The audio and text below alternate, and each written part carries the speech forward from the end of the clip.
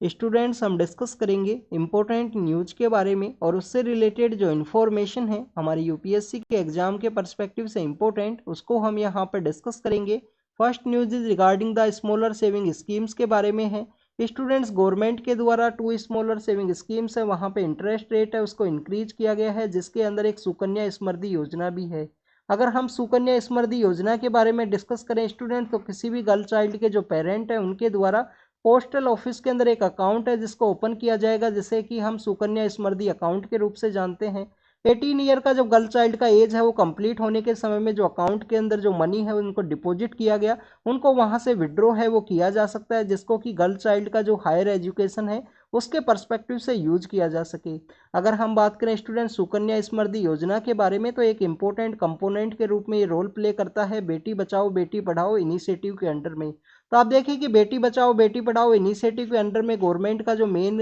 Work था वो यही था कि यहाँ पे जो गर्ल का जो एजुकेशन है उसको भी इम्प्रूव करना है और चाइल्ड सेक्स रेशियो है उसको भी इम्प्रूव करना है। गवर्नमेंट का जो मेन टारगेट है वो यही था बेटी बचाओ बेटी पढ़ाओ स्कीम के अंडर में। अगर हम बात करें स्टूडेंट्स यहाँ पे स्मॉलर सेविंग स्कीम्स के बारे में, तो आपको जानकारी होनी चाहिए कि फाइनेंशियल इंस्ट्रूमेंट के रूप में ये रोल प्ले करते हैं। इनके द्वारा जो मनी है उसको सेव किया जाता है एक स्मॉलर सेविंग स्मॉलर जो टाइम पीरियड है उसके पर्सपेक्टिव से। हाउस होल्ड का जो सेविंग है वो एक मेन सोर्स के रूप में रोल प्ले करेगा स्मॉलर सेविंग अकाउंट्स के अंदर में या स्मॉलर सेविंग स्कीम्स के अंडर में। आप देखिए कि गवर्नमेंट के द्वारा एक अलग से जो फंड है उसको भी क्रिएट किया गया था हमारा जो पब्लिक अकाउंट है उसके अंडर में। 1999 के समय में गवर्नमेंट के द्वारा अलग से एक फंड है उसको क्रिएट किया गया। हमारी जितनी भी जो स्मॉलर सेविंग स्कीम्स है उसका जो मनी है उसी फंड के अंदर में डिपॉजिट होता है, जिसको कि हम इस नेशनल स्मॉल सेविंग फंड है उसके रूप से जानते हैं। नेशनल स्मॉल सेविंग जो फंड है उसके रूप से जानते हैं, जिसके अंदर जितनी भी स्मॉलर सेविंग स्कीम्स है उसका जो मनी है वो डिपॉजिट होता है पब्लिक अकाउंट के अंदर में। आपको जो फंड है वो देखने के लिए मिलता है 1999 के समय इसको क्रिएट किया गया था। तो अगर हम बात करें हमारे यहाँ पे जो स्मॉलर सेविंग स्कीम्स है उनके बारे में, तो आप देखिए कि मेनली 3 पार्ट्स के अंदर में उनको डिवाइड किया गया है। एक तो आपको जो पोस्टल सेक्टर से रिलेटेड जो स्कीम्स है वो देखने के लिए मिलती हैं। हमारी जो पोस्टल ऑफिस है उनके अंदर में कोई भी टाइम डिपॉजिट के रिगार्डिंग में जो मनी है उसको डिपॉजिट किया जाता है स्मॉलर पीरियड के पर्सपेक्टिव से। तो आप देखिए कि उन स्कीम्स को पोस्टल सेविंग स्कीम्स के अंडर में रखा गया है। नेक्स्ट अगर हम बात करें, कुछ हमारे यहाँ पे सेविंग सर्टिफिकेट्स हैं जिनको गवर्नमेंट के द्वारा इश्यू किया जाता है। तो आप देखिए कि उन सेविंग जो सर्टिफिकेट्स हैं उनको भी यहाँ पे एक अलग कैटेगरी के अंदर रखा गया है, जिसके अंदर आपको जो किसान विकास पत्र है वो देखने के लिए मिलेगा। गवर्नमेंट के द्वारा 2014 के समय इसको लॉन्च किया गया था। मेन मोटिव यही था कि इन स्मॉलर सेविंग पीरियड के अंदर में कुछ मनी है उसको सेव कर सकें जो किसान हैं, जो फार्मर कम्युनिटी से रिलेटेड लोग हैं। इसके अलावा फार्मर्स के अलावा भी जो लोग हैं वो किसान विकास पत्र के अंदर इन्वेस्ट है वो कर सकते हैं। थर्ड अगर हम बात करें कंपोनेंट के बारे में, तो आपको जो सोशल सिक्योरिटी के रिगार्डिंग के कुछ स्मॉलर सेविंग स्कीम्स हैं वो आपको इसके अंडर में देखने के लिए मिलेंगी। तो सोशल सिक्योरिटी के रिगार्डिंग का जो स्कीम्स है उसको थर्ड कैटेगरी के अंदर में रखा गया है। This is all the information related to the smaller saving जो स्कीम्स हैं उनके बारे में। नेक्स्ट अगर हम बात करें स्टूडेंट्स, हमारी जो सेंट्रल गवर्नमेंट है उनके द्वारा और आसाम गवर्नमेंट के द्वारा उल्फा का जो एक सेक्शन है, उल्फा का एक फैक्शन है, उसके साथ में यहाँ पे एग्रीमेंट है उसको साइन किया गया है, जिससे कि आसाम के अंदर जो पीस है उसको इस्टेब्लिश किया जा सके। अगर हम बात करें स्टूडेंट्स उल्फा के बारे में, तो 1979 के समय में इनके द्वारा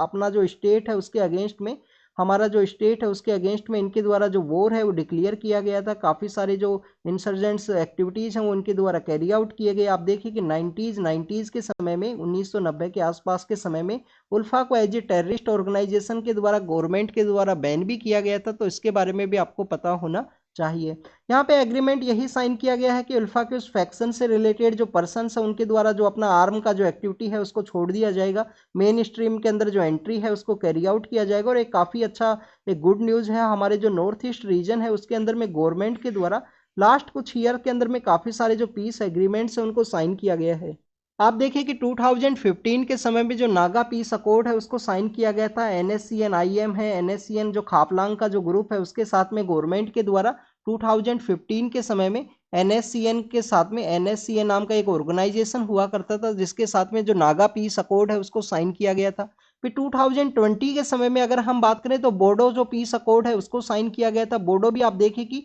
नॉर्थ ईस्ट के रीजन के अंदर में आपको काफ़ी सारे ऐसे स्मॉलर जो फैक्शंस है वो देखने के लिए मिलेंगे, जिनके द्वारा अलग से जो स्टेट है उसको क्रिएट करने की जो डिमांड है वो देखने के लिए मिलेगी। इसके अलावा अगर हम बात करें स्टूडेंट्स 1997 के समय में जो मिजोरम के अंदर जो वायलेंस देखने के लिए मिला था, जिसको कि हम रियांग और जो ब्रूज जो ट्राइब है उनके बीच में एक वायलेंस का जो सिचुएशन है वो देखने के लिए मिला था, उनका जो एग्रीमेंट है उसको भी 2020 के समय ही गवर्नमेंट के द्वारा साइन किया गया, जिससे कि नॉर्थ ईस्ट के जो अलग अलग स्टेट्स हैं उनके अंदर जो पीस है उसको इस्टेब्लिश किया जा सके और हर एक जो ट्राइबल ग्रुप है, हर एक जो अलग अलग से फैक्शन है उनके बीच में भी यहाँ पे जो पीस है वो इस्टेब्लिश हो सके। तो स्टूडेंट्स रियांग एंड ब्रू नाम का जो ट्राइब है उनका एग्रीमेंट है जो 2020 के समय में इस्टेब्लिश हुआ। बोडो के रिगार्डिंग में 2020 में, 2015 के समय एनएससीएन आईएम जो खापलांग का जो ग्रुप है, एनएससीएन के है खापलांग का जो ग्रुप है, उसके साथ में जो पीस अकॉर्ड है जिसको कि नागा पीस अकॉर्ड के रूप से जानते हैं, वो वहाँ पे इस्टेब्लिश किया गया था। नागा पीस अकॉर्ड के अंदर में हमारे जो तमिलनाडु के प्रेजेंट समय के जो गवर्नर हैं RN रवि सर, वो उस समय में वहाँ पे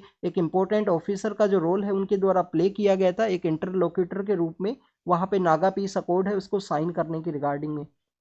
अगर हम आसाम के पर्सपेक्टिव से बात करें तो आप देखिए कि इसके थ्रू यहाँ पे आसाम के अंदर जो पीस है वो इस्टेब्लिश हो सकेगा। प्रेजेंट समय में आसाम का जो 15% एरिया है जिसके अंदर armed force special power act है वो इस्टेब्लिशमेंट में है, तो उसको भी आने वाले समय में रिमूव है वो किया जा सकता है, जब इस तरीके से जो ट्राइबल ग्रुप्स हैं, जो डिफरेंट डिफरेंट फैक्शंस हैं, उनके द्वारा जो पीस एग्रीमेंट है उसको साइन किया गया है। Armed force special power act के बारे में अगर हम बात करें तो आप देखिए कि 1958 के समय में इस इनिशिएटिव को स्टार्ट किया गया था गवर्नमेंट के द्वारा। हमारी जो आर्मी है उनको बेसिकली यहाँ पे आर्म्ड फोर्सेज को यहाँ पे इम्यूनिटी है वो प्रोवाइड की जाती है इस एक्ट के थ्रू में। बेसिकली इस एक्ट के अंडर में एक सेक्शन 3 है, सेक्शन 3 बताता है कि यहाँ पे गवर्नर के द्वारा किसी भी एक एरिया को डिस्टर्ब एरिया के रूप में डिक्लेयर किया जा सकता है, वहाँ पे armed force special power act है वो एस्टेब्लिशमेंट में आएगा। आर्मी के द्वारा जो भी एक्टिविटी किया जाएगा उनको बेसिकली यहाँ पे इम्यूनिटी है वो प्रोवाइड किया गया है। बट आप देखिए कि बीपी जीवन रेड्डी कमेटी यहाँ पे एस्टेब्लिशमेंट में आया था, उनके द्वारा armed force special power act के अंदर में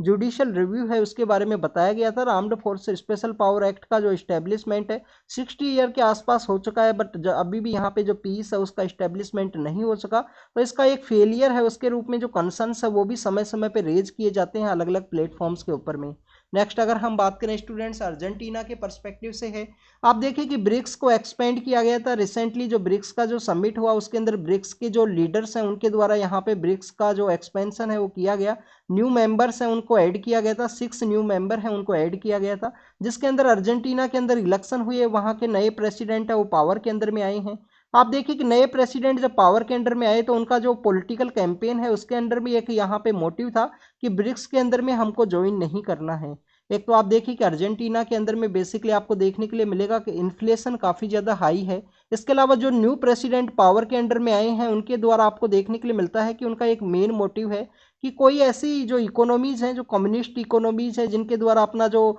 कंट्री के अंदर जो सेंसरशिप है उसके रिगार्डिंग में जो रिलेशंस है उसके साथ में इस्टेब्लिश नहीं करने हैं, ओपन डेमोक्रेसीज के साथ में इनको रिलेशन इस्टेब्लिश करना भी इनका एक मेन मोटिव है। तो आप देखें कि ब्रिक्स के अंदर में जो रसिया है, जो चाइना है, उनके पर्सपेक्टिव से इनको अपने रिलेशन है वो नहीं इस्टेब्लिश करने, इसी के रिगार्डिंग में ब्रिक्स के द्वारा इनको अपना जो मेंबरशिप है वो बता दिया गया है कि हम ब्रिक्स को यहाँ पे ज्वाइन नहीं करेंगे। सबसे पहले हम ब्रिक्स के बारे में डिस्कस करते हैं स्टूडेंट्स। आप देखिए कि 2001 के समय में एक ब्रिटिश इकोनॉमिस्ट हुआ करते थे, ब्रिटिश इकोनॉमिस्ट है जिनका नाम है जिम ओ नील।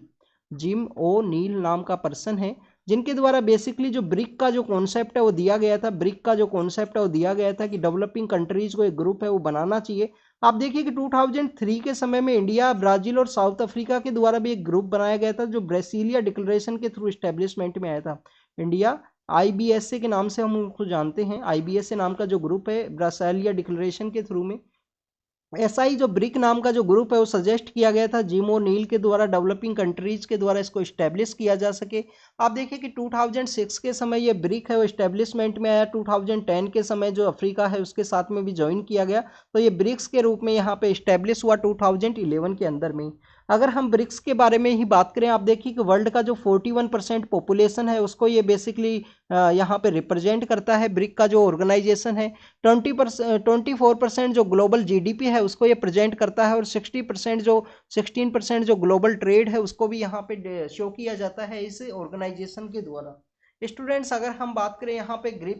ब्रिक का जो एक्सपेंड किया गया उसके पर्सपेक्टिव से, तो आप देखिए 6 न्यू कंट्रीज हैं, उनको यहाँ पे जो मेंबरशिप है वो प्रोवाइड किया गया था ब्रिक्स का जो मेंबरशिप का एक्सपेंशन है उसके अंदर में, जिसके अंदर में आपका हमारा जो सऊदी अरेबिया है, सऊदी अरेबिया के अलावा देखिए कि ईरान नाम का जो कंट्री है, यूनाइटेड अरब अमीरात है, 3 तो मिडिल ईस्ट के कंट्री हैं, सऊदी अरेबिया है, यूनाइटेड अरब अमीरात है, इसके अलावा आप देखिए कि ईरान नाम का कंट्री है। और आप देखिए कि इन्हीं के साइड वाली लाइन में जो अफ्रीका के हॉर्न ऑफ अफ्रीका के कुछ कंट्रीज है, नॉर्दर्न अफ्रीका के, जिसके अंदर भी एक इजिप्ट है, इजिप्ट के अलावा इथोपिया है, ऐसे 2 कंट्रीज आपको अफ्रीका से देखने के लिए मिलते हैं। और अगर हम बात करें अर्जेंटीना को यहाँ पे ऐड किया गया था, अर्जेंटीना ने मना कर दिया गया कि हम ब्रिक्स को यहाँ पे नहीं ज्वाइन करेंगे। अगर हम ब्रिक्स की जो इंपॉर्टेंट समिट्स हैं उनके बारे में बात करें तो आप देखिए कि 2014 के समय में एक फोर्टलीजा समिट है वो आपको देखने के लिए मिलती है, जिसके अंदर भी यहाँ पे जो न्यू डेवलपमेंट बैंक है उसको इस्टेब्लिश किया गया है। न्यू डेवलपमेंट बैंक का हेडक्वार्टर है वो कहाँ पे है स्टूडेंट्स, क्या वो बीजिंग के अंदर है या संघाई के अंदर है, इसके बारे में आपको जानकारी होनी चाहिए। आप देखिए कि चाइना के अंदर में 2 बेसिकली बैंक आपको देखने के लिए मिलते हैं, एक एशियन इंफ्रास्ट्रक्चर इन्वेस्टमेंट बैंक है, एक एशियन इंफ्रास्ट्रक्चर इन्वेस्टमेंट बैंक है। तो इसका जो हेडक्वार्टर है वो कहाँ पे है, एक बार मैंने बेसिकली सजेस्ट भी किया था आपको कि एशिया इंफ्रास्ट्रक्चर इन्वेस्टमेंट बैंक है वो ए के साथ में स्टार्ट होता है, तो इसके जस्ट नियर में जो वर्ड है बी, उसी के जो बड़ा जो सिटी है वहाँ पे उसका हेडक्वार्टर सिचुएटेड है। तो बीजिंग के अंदर हेडक्वार्टर है एशियन इंफ्रास्ट्रक्चर इन्वेस्टमेंट बैंक का। नेक्स्ट आप बात करें न्यू डेवलपमेंट बैंक है जो कि बेसिकली ब्रिक्स के बैंक के रूप में रोल प्ले करता है, तो इसका हेडक्वार्टर कौन से सिटी के अंदर है आपको पता होना चाहिए, चाइना के अंदर, क्या बीजिंग के अंदर है या संघाई के अंदर है, इसके बारे में आप कमेंट सेक्शन के अंदर बताना। इसके अलावा देखिए कि 2020 के समय भी जो ब्रिक्स का समिट हुआ उसके अंदर एक रिमोट सेंसिंग सैटेलाइट है उसके बारे में डिस्कस किया गया था कि ब्रिक्स जो कंट्रीज है उनका एक सैटेलाइट है वो यहाँ पे होना चाहिए। तो ये अर्जेंटीना के पर्सपेक्टिव से था। नेक्स्ट अगर हम बात करें स्टूडेंट, अभी रिसेंटली गवर्नमेंट के द्वारा अर्जेंटीना के ही रिगार्डिंग में एक एग्रीमेंट है उसको साइन किया गया है, जिसके अंदर आप देखिए कि लिथियम है, लिथियम जिसे कि वहाँ पे वाइट गोल्ड है उसके रूप से जाना जाता है। तो हमारी जो कंपनी है काबिल नाम का जो हमारी एक ऑर्गेनाइजेशन है वो वहाँ पे जो एक्सप्लोरेशन है उसको कैरी आउट कर सके लिथियम के पर्सपेक्टिव से। वाइट गोल्ड है जो यहाँ पे आने वाले समय में जो इन्वायरमेंट जो रिन्यूएबल एनर्जी है उसके रिगार्डिंग में एक इम्पोर्टेंट कंपोनेंट के रूप में वो रोल प्ले करता है। और आप देखिए कि वहाँ पे एक ट्राइंगल है जिसके अंदर अर्जेंटीना है, बोलिविया है और चिली नाम के जो कंट्री हैं वो एक इम्पोर्टेंट रोल है वो प्ले करते हैं यहाँ पे लिथियम की रिगार्डिंग में। इंडिया के अंदर लिथियम कहाँ पे पाया जाता है स्टूडेंट्स, एक तो छत्तीसगढ़ के अंदर आपको देखने के लिए मिलता है, और आप देखिए कि जम्मू एंड कश्मीर के अंदर जो रियासी नाम का जो डिस्ट्रिक्ट है वहाँ पे भी उसके जो डिपॉजिट्स हैं वो देखने के लिए मिले हैं। तो इंडिया में 2 जगह वो पाया जाता है, बट अगर हम बात करें इंडिया के मैक्सिममली यहाँ पे इम्पोर्ट के ऊपर ही डिपेंड है। और अभी रिसेंटली अर्जेंटीना, चिली इनके साथ में जो एग्रीमेंट है वो साइन किया गया है, क्योंकि अर्जेंटीना और चिली है वो 30 to 35% जो यहाँ पे लिथियम का जो प्रोडक्शन है उसके बारे में कंप्लीटली वर्ल्ड है वो डिपेंड है उनके प्रोडक्शन के पर्सपेक्टिव से। नेक्स्ट अगर हम बात करें दिल्ली के बारे में है, आप देखिए कि वहाँ पे जो फेक ड्रग का जो केस है वो सामने आया। दिल्ली के जो यहाँ पे जो मिनिस्टर है उनके द्वारा कहा गया है कि 2 ऑफिसर्स हैं उनको यहाँ पे उनके अगेंस्ट में जो चार्ज है वो लगाया जाए, उनके द्वारा ये फेक ड्रग है उसको कैसे अलाउ किया गया है दिल्ली की जो हॉस्पिटल्स हैं उनके अंडर में। नेक्स्ट अगर हम बात करें स्टूडेंट्स NHRC के द्वारा भी यहाँ पे जो केस है उसका कोग्निजेंस लिया गया है नेशनल ह्यूमन राइट कमीशन के द्वारा कि कैसे यहाँ पे जो फेक ड्रग हैं जो इफेक्टिव ड्रग्स नहीं है उनको यूज किया गया है हॉस्पिटल्स के अंदर में। जब उनका क्वालिटी टेस्ट वहाँ पे कैरी आउट किया गया, ऑडिट वहाँ पे कैरी आउट किया गया, तो ड्रग है जो कम्प्लीटली फेक ड्रग का जो रैकेट है वो देखने के लिए मिला है। तो स्टूडेंट्स आपको यहाँ पे पता होना चाहिए कि हमारे यहाँ पे जो फार्मास्यूटिकल का जो डेवलपमेंट है वो काफ़ी अच्छे से देखने के लिए मिलता है। बट पिछले कुछ दिनों से बेसिकली काफ़ी सारे ऐसे जो केस हैं वो सामने आए थे, जैसे कि गैम्बिया नाम का जो कंट्री है वहाँ पे जो कोल्ड के रिगार्डिंग में जो बेसिकली जो सिरप है उसके अंदर में काफ़ी कुछ ऐसे कंपोनेंट्स है जिनको ऐड किया गया जो हेल्थ के पर्सपेक्टिव से सही नहीं है। एंटी फ्रीजिंग एजेंट के रूप में जो इथाइलिन प्रोपिल है उसको यूज़ किया गया था उस सिरप के अंदर में। श्रीलंका के रिगार्डिंग में केस सामने आया था। फिर आप देखिए कि सेंट्रल एशिया के कंट्री है उसके अंदर भी इंडिया से बना हुआ जो आई ड्रॉप है उसको यूज किया गया, जिसका रिगार्डिंग में जो फार्मास्यूटिकल सेक्टर के अंदर में अनएथिकल प्रैक्टिस का जो बेसिकली यहाँ पे एग्जाम्पल है वो सामने आया था। उसी के रिगार्डिंग में आपको पता होना चाहिए कि इंडिया का जो ड्रग सेक्टर है उसके अंदर में काफ़ी सारी अनएथिकल प्रैक्टिस है उनको कैरी आउट किया जाता है। उसके रिगार्डिंग में मैं आपको एक नेम है वो सजेस्ट करूंगा, आप अपने एथिक्स है आपका ऐसे है उसके अंदर में आप यूज कर सकते हो। दिनेश ठाकुर उनका नाम है, एक पर्सन है जो बेसिकली उनके द्वारा काफ़ी बार इंडिया का जो ड्रग सेक्टर है उसके अंदर में जो भी अनएथिकल प्रैक्टिस को कैरी आउट किया जाता है उसके बारे में उन्होंने समय समय पे मेंशन किया गया है। हमारे जो कोर सेक्टर्स हैं उनके अंदर जो ग्रोथ है वो नहीं देखने के लिए मिला है। आप देखिए कि जो आईआईपी इंडेक्स है उसके अंदर में जो कोर सेक्टर्स हैं जो बेसिकली 40% है वो कंपोनेंट का रोल है वो प्ले करते हैं कोर सेक्टर के रिगार्डिंग में आईआईपी इंडेक्स के अंदर में। तो कोर सेक्टर टोटल हमारे यहाँ पे 8 हैं, जिनको याद करने का एक तरीका है, 3 तो आपको सी देखने के लिए मिलेंगे, जिसमें आप देखिए कि सीमेंट है, क्रूड ऑयल है और कोल है। सीमेंट है, क्रूड ऑयल है और आपको कोल देखने के लिए मिलेगा। इसके अलावा देखिए कि इलेक्ट्रिसिटी है, हमारा फर्टिलाइजर है, नेचुरल गैस है। इसके अलावा रिफाइनरिंग जो प्रोडक्ट्स हैं और स्टील है, रिफाइनिंग प्रोडक्ट्स हैं और स्टील है, ये हमारे कोर सेक्टर्स हैं जिसके अंदर जो ग्रोथ है वो आपको काफ़ी लो है वो देखने के लिए मिला है। नेक्स्ट अगर हम बात करें सेंट्रल जियो अथॉरिटी के बारे में है, सेंट्रल जियो अथॉरिटी ने अलाउ किया है कि उड़ीसा के अंदर में जो बेसिकली यहाँ पे वहाँ की जू के थ्रू अफ्रीका से कुछ जो एनिमल्स हैं उनका एक्सचेंज करना है, तो उसको अलाउ किया गया है यहाँ पे उड़ीसा का जू को। वो जू के बारे में अगर हम बात करें, नंदन कनन नाम का जो जियोलॉजिकल पार्क है उसके अंदर में बेसिकली इन जो एनिमल्स हैं उनका एक्सचेंज है उसको कैरी आउट किया जाएगा। अगर हम बात करें स्टूडेंट्स इस टाइगर के बारे में, आप देखिए कि ये टाइगर बेसिकली इसको ब्लैक टाइगर के रूप से जाना जाता है और ये ब्लैक टाइगर उड़ीसा के अंदर ही पाया जाता है। जो सिमलीपाल नाम का जो एरिया है, जो सिमलीपाल टाइगर का जो एरिया है वहाँ पे जो ब्लैक टाइगर है वो देखने के लिए मिलेगा। भी इसका जो ब्लैक जो कलर है वो क्यों अपीयर हुआ उसके बारे में आप कमेंट सेक्शन के अंदर बताना, क्या ऐसा रीजन था, क्या म्यूटेशन एक पर्सपेक्टिव है जिसके रिगार्डिंग में यहाँ पे जो ब्लैक कलर है वो अपीयर हुआ है इस टाइगर के रिगार्डिंग में। अगर हम बात करें स्टूडेंट, सेंट्रल जियो अथॉरिटी के द्वारा यहाँ पे अलाउ किया गया है इस तरीके से एनिमल्स हैं उसका एक्सचेंज, कि यहाँ पे अफ्रीका का जो एनिमल्स हैं उनको एक्सचेंज किया जाएगा दुबई के पार्क के पर्सपेक्टिव से। अफ्रीका का जो लाइन है और चीता है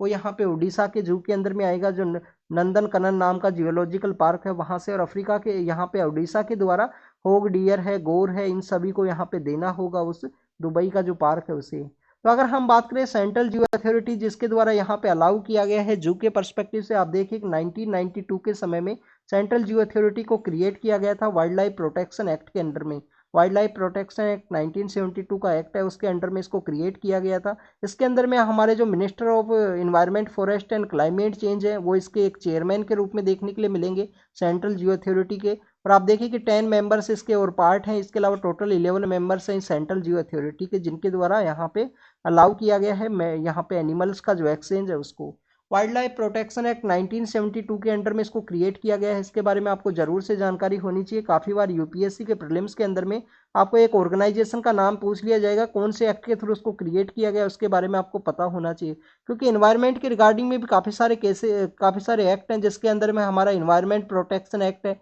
1986 का, फॉरेस्ट कंजर्वेशन एक्ट है, वाइल्ड लाइफ प्रोटेक्शन एक्ट है, और आपको बायोलॉजिकल एक्ट भी आपको देखने के लिए मिलेगा। तो डिफरेंट डिफरेंट टाइम के जो एक्ट्स हैं वो यहाँ पे इस्टेब्लिश हैं। अगर हम बात करें मैसूर के बारे में, स्टूडेंट जैन का कुछ स्कल्पचर्स हैं वो वहाँ पे सामने आई हैं, और बेसिकली वहाँ पे ड्रेनेज के रिगार्डिंग में एक वर्क है उसको कैरी आउट किए जाने वाला था, और उसी समय में कुछ स्कल्पचर्स हैं वो वहाँ पे निकली हैं जो जैनिज्म के पर्सपेक्टिव से इम्पोर्टेंट है।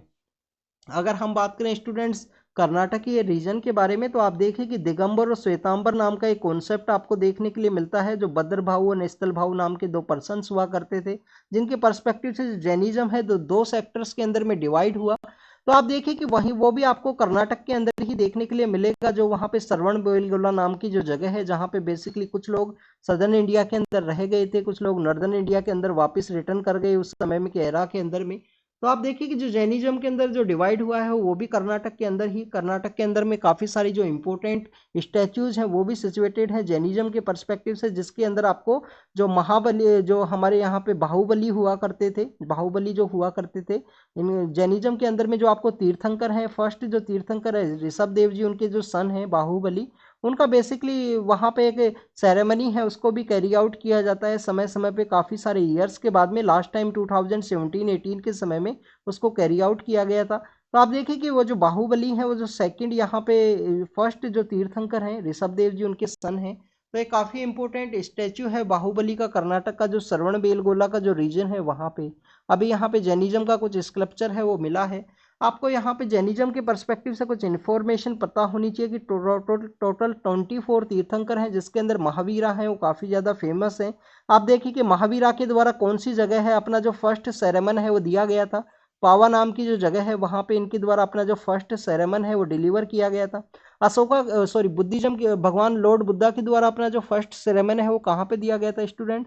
आपको एक सारनाथ नाम की जो जगह है वो देखने के लिए मिलेगी, वहाँ पे उनके द्वारा दिया गया। तो अब जैनिज्म का कुछ स्क्रिप्चर मिला है, जैनिज्म के अंदर जो सेक्शंस है दिगंबर एंड श्वेतांबर, उनका भी जो डिवाइड है आपको कर्नाटक के ही रीजन के अंदर देखने के लिए मिलेगा। नेक्स्ट अगर हम बात करें स्टूडेंट्स, यहाँ पे कतर के पर्सपेक्टिव से है,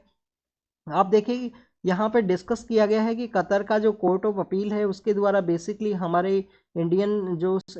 नेवी के जो फॉर्मर ऑफिसर्स हैं उनकी रिगार्डिंग में जो भी उनको जो पनिशमेंट दिया गया था, उस डेथ पेनल्टी को बेसिकली लाइफ टाइम इम्प्रिजनमेंट है उसके रूप में चेंज किया गया है। अब इंडिया का गवर्नमेंट का रिस्पॉन्सिबिलिटी है उसके रिगार्डिंग में दोबारा से यहाँ पे अपील किया जा सके, जिससे कि वो पनिशमेंट है वो वहाँ पे कम हो, या हो सकता है कि उनको आने वाले समय में रिलीज किया जा सके। इसके अलावा स्टूडेंट्स यहाँ पे कहा गया है कि इंडियन गवर्नमेंट के पास में एक और ऑप्शन है कि यहाँ पे जो आमिर है उनसे वो रिक्वेस्ट करें, कतर के जो आमिर है उनसे रिक्वेस्ट करें कि उनको जो कम्प्लीटली जो पार्डन है वो यहाँ पे दे दिया जाए। अभी जो प्रेजेंट समय में कतर का जो कोर्ट ऑफ अपील है उसके द्वारा उसको कम्यूट किया गया है। नेक्स्ट अगर हम बात करें स्टूडेंट्स, इसी के अंदर जो डिप्लोमेटिक मेच्योरिटी है उसके बारे में डिस्कस किया गया है। जैसे इंडिया और कनाडा के बारे में जो डिप्लोमेटिक यहाँ पे जो डिस्टर्बेंस क्रिएट हुआ था सितंबर अक्टूबर के समय में, आप देखिए कि वहाँ पे बेसिकली हमारी जो अथॉरिटीज़ हैं उनके द्वारा भी जो यहाँ पे इश्यूज़ हैं उनको मीडिया के अंदर में बताया गया। कनाडा की जो अथॉरिटीज़ हैं उनके द्वारा उनके पार्लियामेंट के अंदर इंडिया के अगेंस्ट में जो स्पीच हैं वो दिए गए थे। तो उसी के रिगार्डिंग में आप देखिए कि काफ़ी सारा जो डिप्लोमेटिक मेच्योरिटी है वो सामने आया था। इंडिया के द्वारा जो कतर का जो केस है उसको काफ़ी ज़्यादा जो डिप्लोमेटिक मेच्योरिटी के रूप में उसको हैंडल किया है। अभी रिसेंटली आप देखिए कि कतर का इजराइल के साथ में जो रिलेशन है वो सही नहीं है, और इन 8 पर्सनस के द्वारा इनके ऊपर जो चार्ज लगाया गया है वो यही चार्ज है कि इनके द्वारा जो बेसिक इन्फॉर्मेशन है वो शेयर की गई है इजराइल की जो एजेंसीज है उनके साथ में। इजराइल के द्वारा अटैक कहाँ पे किया गया है, गाजा स्ट्रिप के ऊपर अटैक किया गया है, जब हमास का जो अटैक है उसके बाद में काउंटर अटैक के परस्पेक्टिव से। आप देखिए कि इंडिया वहाँ पे एक बेसिकली जो रिजोल्यूशन है उसके अंदर भी एब्सेंट रहा था यूएन के अंदर में। हो सकता है उसके बिहाइंड का रीजन यही हो कि कतर का जो बेसिक रिलेशन है वो सही नहीं है इजराइल के साथ में, और इंडिया वहाँ पे जो रिजोल्यूशन है उसके अंदर में इस वजह से प्रेजेंट ना रहा हो, जिससे कि कतर से अपने जो लोग हैं उनको यहाँ पे रेस्क्यू किया जा सके। इसके अलावा आप देखिए कि इंडिया के पास में 2015 के समय में हमारे जो सेंटेंस प्रिजनर्स हैं उनकी रिगार्डिंग में एक एक्सचेंज का एक एग्रीमेंट है जो भी इंडिया ने कतर के साथ में साइन किया है। उस एग्रीमेंट के अंदर में बेसिकली यही है कि वहाँ पे जो पर्सन है जिनको सेंटेंस दे दिया गया उनको इंडिया के अंदर में लाया जा सकता है, आने वाली जो सजा है वो इंडिया के अंदर में यहाँ पे हमारी जो प्रिजन्स है उसके अंदर में बिता सकते हैं। तो this is all the information related to the India और कतर के बारे में। हमारा जो डिप्लोमेटिक मेच्योरिटी है उसके पर्सपेक्टिव से इस केस है उसको हैंडल किया गया है, और अभी इंडिया के पास में और भी काफ़ी सारे ऑप्शंस है जिसके पर्सपेक्टिव से उसको यहाँ पे यूज किया जा सकता है कि इन पर्सनस को वहाँ पे कंप्लीटली जो पार्डन है वो प्रोवाइड किया जा सके। नेक्स्ट अगर हम बात करें हमारा जो सेंट्रल गवर्नमेंट है और बेसिकली जो तमिलनाडु है उसके रिगार्डिंग में है, आप देखिए कि वहाँ पे जो हैवी रेनफॉल है वो देखने के लिए मिला, और तमिलनाडु का एक रेस्पॉन्स यहाँ पे डिमांड था कि इसको जो नेशनल डिजास्टर है उसके रूप में डिक्लेयर किया जा सके। आप देखिए कि हमारे जो पीएम नेशनल रिलीफ फंड है, इसके अलावा अगर हम बात करें सदर्न इंडिया के जो स्टेट्स हैं उनकी रिगार्डिंग में जो एडिशनल जो मनी है उसका डिमांड किया गया था तमिलनाडु के द्वारा। मानसून सीजन के अंदर अगर हम बात करें हिमाचल प्रदेश के द्वारा भी ऐसा ही जो सेम डिमांड है वो देखने के लिए मिला था। वहाँ भी नेचुरल क्लैमिटी के थ्रू काफ़ी सारा जो डैमेज है वो देखने के लिए मिला था हिमाचल प्रदेश के अंदर में। यहाँ पे अगर हम बात करें स्टूडेंट्स, आपको यहाँ पे बेसिक जानकारी होना चाहिए कि नेशनल जो डिजास्टर है उसको भी डिक्लेयर करने का एक जो गाइडलाइंस है वो यहाँ पे इश्यू करने का ज़रूरत है कि कौन से ऐसी पर्सपेक्टिव है वहाँ पे नेचुरल डिजास्टर है उसके रूप में डिक्लेयर किया जाएगा कोई भी नेचुरल क्लाइमिटी अगर वहाँ पे होती है। इसके अलावा स्टूडेंट्स यहाँ पे डिस्कस ये भी किया गया है कि 2021 के समय एक पार्लियामेंट्री कमेटी के द्वारा जो गाइडलाइंस है उनको इश्यू किया गया था कि सेंट्रल जो स्पॉन्सर स्कीम्स है उसका जो पैसा है उसको भी यूज किया जा सकता है किसी स्टेट के द्वारा अगर कोई यहाँ पे डिजास्टर की जो सिचुएशन है वो क्रिएट हो। तो यहाँ पे बेसिक बात ये बताया गया है कि यहाँ पे सेंट्रल गवर्नमेंट को जो कंप्लीट गाइडलाइंस है उनको बताना चाहिए कि किनकी बेसिस पे आप नेशनल डिजास्टर है उसको डिक्लेयर करोगे, क्योंकि हर एक स्टेट के द्वारा इस तरीके का डिमांड किया जाता है क्योंकि उसके अंदर जो मनी है वो मोर अलोकेट किया जाएगा सेंट्रल गवर्नमेंट के द्वारा। नेक्स्ट अगर हम बात करें स्टूडेंट्स यहाँ पे सुप्रीम कोर्ट के बारे में है। Kerala government basically supreme court में फिर से अप्रोच किया गया है उनके द्वारा। आप देखिए कि गवर्नर के पर्सपेक्टिव से काफ़ी सारे स्टेट्स हैं वो अप्रोच किए थे जिसमें तमिलनाडु है, पंजाब है, केरल का गवर्नमेंट है कि यहाँ पे गवर्नर के द्वारा आर्टिकल 200 के अंदर में आर्टिकल जो 200 है उसके अंडर में गवर्नर के द्वारा बेसिकली जो बिल के रिगार्डिंग में जो जजमेंट है उसको रिजर्व कर लिया गया है। यहाँ पे प्रेसिडेंट को भी रेफर नहीं किया गया है बिल को, और कोई भी वहाँ पे जो असेंट है वो नहीं दिया गया है। तो उसके रिगार्डिंग में सुप्रीम कोर्ट के द्वारा कहा गया कि अगर स्टेट का जो लेजिस्लेचर असेंबली है, स्टेट का लेजिस्लेचर असेंबली के द्वारा बिल को अगर फिर से रिपास कर दिया जाता है तो गवर्नर को अपना जो वहाँ पे असाइंट है वो देना होगा। अब आप देखिए कि केरल के अंदर में बेसिकली कुछ बिल्स थे, उनको गवर्नर के द्वारा रेफर कर दिया गया प्रेसिडेंट को। तो इसके अंदर में बेसिकली यहाँ पे केरल ने अपना रिट पेटिशन है उसके अंदर में कहा गया है कि आप यहाँ पे बताइए कि कोई गाइडलाइंस है उनको इश्यू कीजिए जिसके अंदर में गवर्नर के द्वारा कौन से ऐसे बिल्स हैं जिनको रेफर किया जा सकता है प्रेसिडेंट को, और कौन से ऐसे बिल्स हैं जिनको रेफर नहीं कर सकते हैं। आर्टिकल 200 एंड 201 के बारे में आपको जो इन्फॉर्मेशन है वो जरूर से होना चाहिए, उसके बारे में आप सही से जरूर रीड करना कि प्रेसिडेंट के पास में, यहाँ पे गवर्नर के पास में क्या पावर है आर्टिकल 200 के अंडर में, कि बिल के रिगार्डिंग में जो अपना असाइंट है वो दे सकते हैं, बिल को यहाँ पे जो विद होल्ड है वो किया जा सकता है, और बिल को बेसिकली जो रिटर्न है वो किया जाएगा। आप देखिए कि रिटर्न के अंदर में इंफॉर्मेशन ये है कि अगर यहाँ पे लेजिस्लेचर असेंबली के द्वारा फिर से पास करके सेंड किया गया गवर्नर को, तो उसको अपना असाइंट है वो वहाँ पे डिलीवर करना ही होगा उस बिल के रिगार्डिंग में। नेक्स्ट अगर हम बात करें हमारी जो श्रीलंका का जो तमिलियन कम्युनिटी है उसके रिगार्डिंग में एक स्टाम्प पेपर है उसको रिलीज किया जाएगा बीजेपी गवर्नमेंट के द्वारा। आप देखिए कि जो स्टाम्प पेपर है उसको यहाँ पे एक जो उनका रोल है उसके बारे में बताया गया कि उनके द्वारा किस तरीके से एक इम्पोर्टेंट रोल है वो प्ले किया गया वहाँ पे जो टी प्लांटेशन है उसके पर्सपेक्टिव से ब्रिटिश अथॉरिटीज़ के द्वारा उनको ले जाया गया था श्रीलंका के अंदर में। और आप देखिए कि 1982 के समय में जो LTTE of liberation of Tamil tiger Eelam है उसको वहाँ पे क्रिएट किया गया था, जो श्रीलंका का जो नॉर्दर्न पार्ट है जिसको कि हम जाफना के रीजन के रूप से जानते हैं। आप देखिए कि नॉर्दर्न पार्ट के अंदर जो तमिलियन पॉपुलेशन है वो आपको देखने के लिए मिलती है, और मेजरली पार्ट के अंदर जो सिंगलीज है वो वहाँ पे पाई जाती हैं। तो यहाँ पे तमिलियंस हैं, सिंगलीज का जो कॉन्फ्लिक्ट है वो आपको देखने के लिए मिलेगा। Liberation of Tamil tiger Eelam है जिसको क्रिएट किया गया था प्रभाकरण का द्वारा वहाँ पे, और वॉर का बेसिस के ऊपर में यहाँ लिबरेशन जो एक्टिविटीज़ है उनको कैरी आउट किया गया गवर्नमेंट के द्वारा। हमारा जो इंडियन गवर्नमेंट है उनके द्वारा भी उस समय में जो ऑपरेशन पवन है उसको लॉन्च किया गया था। अभी जो तमिलियन कम्युनिटीज़ हैं उसका श्रीलंका के अंदर में जो रोल है उसके रिगार्डिंग एक स्टाम्प पेपर है उसको रिलीज़ किया जाएगा, उनका जो एक्टिविटीज़ है उसको बताया जाएगा। और आप देखिए कि काफ़ी सारा ऐसा तमिलियन पॉपुलेशन है वो आपको जो तमिलनाडु का जो सदर्न पार्ट है उसके अंदर भी कैंप्स के अंदर में देखने के लिए मिलती है। और जो हमारा सिटीजनशिप अमेंडमेंट एक्ट आया था उस समय में हमारे देखिए कि बांग्लादेश है, पाकिस्तान और अफगानिस्तान, बांग्लादेश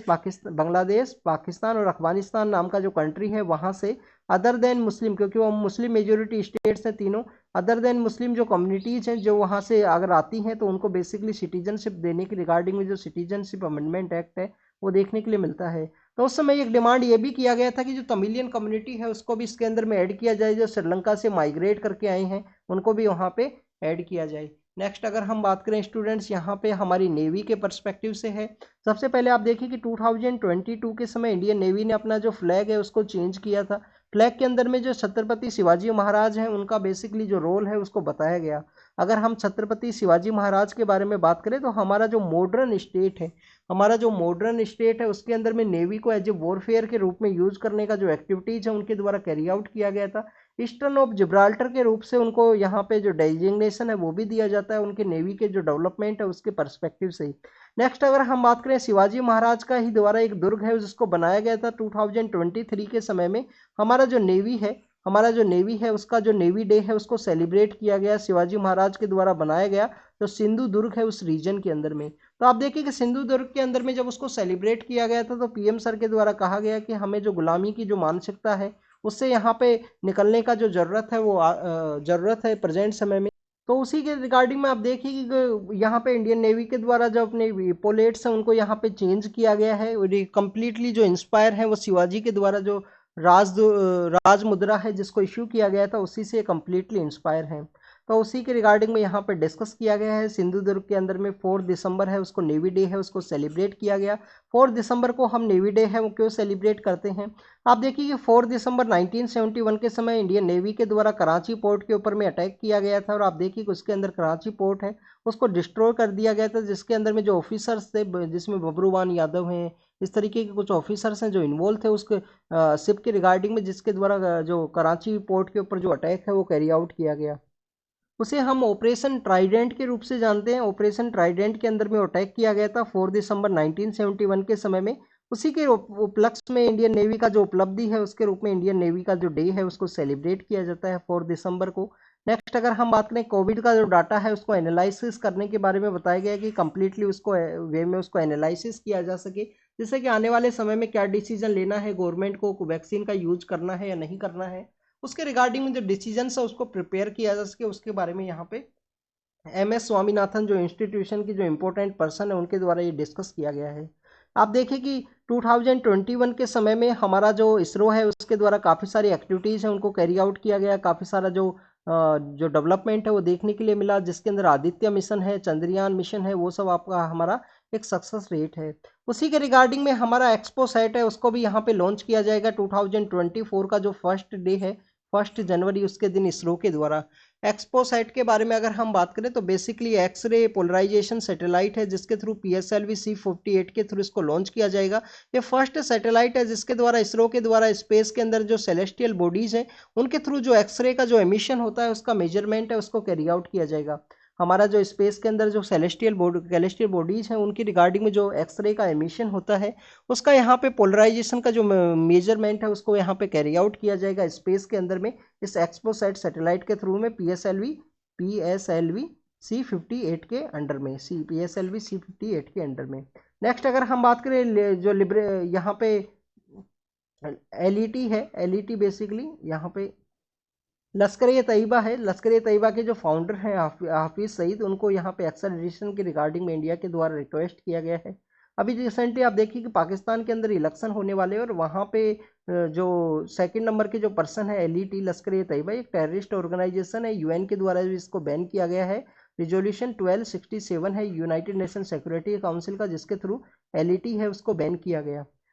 तो उसके जो पर्सन है सईद जो वहाँ पे इलेक्शन है वो लड़ रहे हैं। आप देखिए उनका एक्स्ट्राडिशन के बारे में कहा गया है कि इनको एक्स्ट्राडिशन है उसको कैरी आउट किया जा सके। हाफिज़ सईद हैं सेकंड नंबर के जो पर्सन हैं, उनके जो सन हैं वहाँ पे इलेक्शंस के अंदर में बिजी हैं, तो इंडिया ने एक्स्ट्राडिशन के बारे में डिमांड है वो की गई है। नेक्स्ट आप बात करें यहाँ पे मनी लॉन्ड्रिंग का एक इशू है वो सामने आया है। इंडिया का जो बेसिकली इकोनॉमिक जोन है उसके अंदर में आप देखिए कि कोई सिंडिकेट जो फेक जो डायमंड्स हैं उनको यहाँ पे ट्रेडिंग है उनको कैरी आउट किया गया है, ओरिजिनल जो डायमंड्स हैं उनको और कहीं यूज किया गया है। तो इंडिया और हांगकांग की जो एजेंसीज है उनके द्वारा इस बेसिकली इस सिंडिकेट है उसको रिवील किया है कि यहाँ पे एक फेक डायमंड का जो रैकेट है वो चला है, जिसके अंदर ट्रेड के अंदर बताया गया है कि ये जो डायमंड है जो सिंथेटिक डायमंड है उसको रियल डायमंड बताया गया है और रियल डायमंड के पर्सपेक्टिव से जो ट्रेड है उसको वहाँ पे कैरी आउट किया गया। नेक्स्ट अगर हम वर्ल्ड के पर्सपेक्टिव से डिस्कस करें तो आप देखें कि वेनेजुएला का जो गवर्नमेंट है उनके द्वारा इबेस्क्यू नाम का जो रीजन है जो कि ग्वेना के अंदर सिचुएटेड है उसके रिगार्डिंग में एक एग्रीमेंट है उसको कैरी आउट किया गया था। आप देखिए कि ये वेनेजुएला है, वेनेजुएला के पास में ग्वेना है और यहाँ पे इबेस्क्यू नाम का जो रिवर है वो फ्लो करता है। वो river basically oil rich region है, वहाँ पे ऑयल का काफ़ी ज़्यादा प्रेजेंस है। तो उसी के रिगार्डिंग में वेनेजुएला के द्वारा कैरी आउट किया गया है एक रेफरेंडम भी कि वे इस इबेस्क्यू रीजन को अपने अंडर में यहाँ पे शामिल किया जा सके। रेफरेंडम के अंदर लोगों के द्वारा अलाउ किया गया है कि आप इसको शामिल कीजिए हमारे अंडर में। अगर हम बात करें ग्वेना और वेनेजुएला के द्वारा एक एग्रीमेंट भी साइन किया गया था, सीज फायर एग्रीमेंट, कुछ कैरेबियन जो कंट्रीज आइलैंड कंट्रीज वहाँ पे। तो अभी वहाँ पे बेसिकली एक एक्सरसाइज है उसको कैरी आउट किया गया है जिसको यूके के द्वारा कंडेम किया गया है। रसिया के जो प्रो डेमोक्रेसी के जो बेसिकली सपोर्टर हैं उनकी एक अलाई है उनको भी यहाँ पे प्रिजन के लिए सेंड कर दिया गया है। नेक्स्ट अगर हम बात करें श्रीलंका के साथ में हमारे जो न्यू डिप्लोमेट्स हैं वो वहाँ पे मिले हैं। नेक्स्ट आप देखिए कि इजराइल के द्वारा यहाँ पे सदर्न पार्ट ऑफ